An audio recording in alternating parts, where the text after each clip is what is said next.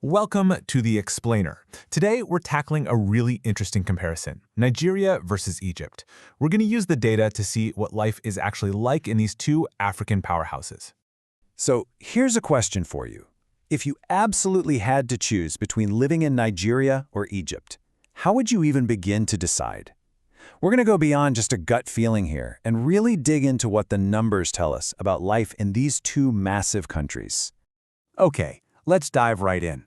And we're going to start with maybe the most fundamental thing there is, your health. So first up, let's tackle the big one. How much longer could you actually expect to live? I mean, this single number can reveal so much about a place. And wow, the difference it's pretty huge. We're talking 13.1 years. Think about that. On average, you could expect to live to be about 74 in Egypt, but only 61 in Nigeria. That is a massive, massive gap. And when you dig into specific public health issues, you see these big gaps continue. For instance, look at the likelihood of living with HIV/AIDS. It's way, way lower in Egypt, just 0.1% of the population, compared to 1.3% in Nigeria. But, and this is really interesting, it's not a one-sided story. Here's a total flip.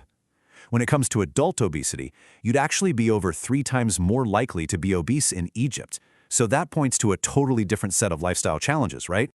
All right, let's move on from health and talk about something just as crucial, working and earning a living. How do the economies stack up?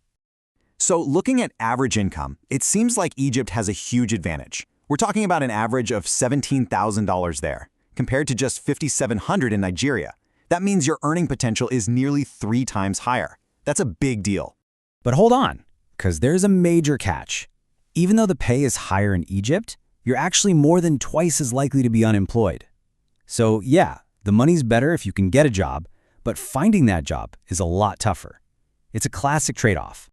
So what does that mean for the bigger picture? Well, even with that higher unemployment rate, a smaller percentage of the population in Egypt lives below the poverty line. We're talking about almost 30% in Egypt versus over 40% in Nigeria. This kind of suggests that those higher wages are doing a lot of heavy lifting. Okay, so we've covered health and we've covered money. Now let's look at some of the core parts of day-to-day life, family and education. Now this next number it's a tough one, but it's really important. You would be almost 70% less likely to lose a child during infancy if you lived in Egypt. To put that in raw numbers, it's about 18 deaths per 1,000 births in Egypt versus nearly 57 in Nigeria.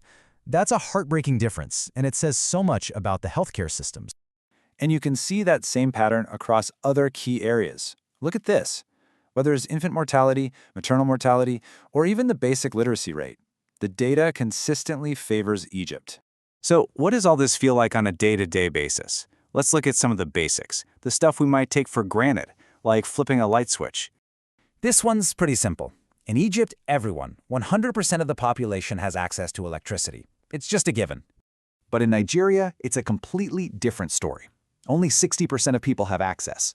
That means a huge chunk of the population, 40%, 2 out of every 5 people, live without reliable electricity. And you can just imagine the massive impact that has on everything. And it's not just electricity. The same graph shows up with internet access. But maybe the most crucial thing here is water. In Egypt, everyone has access to improved drinking water. That's another 100% score. In Nigeria, while it's better than electricity, it's still not universal. Okay, let's pull back for a second and look at the bigger picture. When you put all these numbers together, it's not a simple case of one being better than the other. It's way more complicated. So here's the core trade-off, really. In Nigeria's corner, you have lower unemployment and lower obesity rates. But in Egypt's corner, you have higher income, a much longer life expectancy, and way better infrastructure and healthcare. It's a really tough call. So you see, the data paints this really complex picture, full of these tough trade-offs. The numbers can show us the facts, but they can't tell you what matters most. And that leaves us with the real question, doesn't it? What single thing do you think truly defines a better quality of life?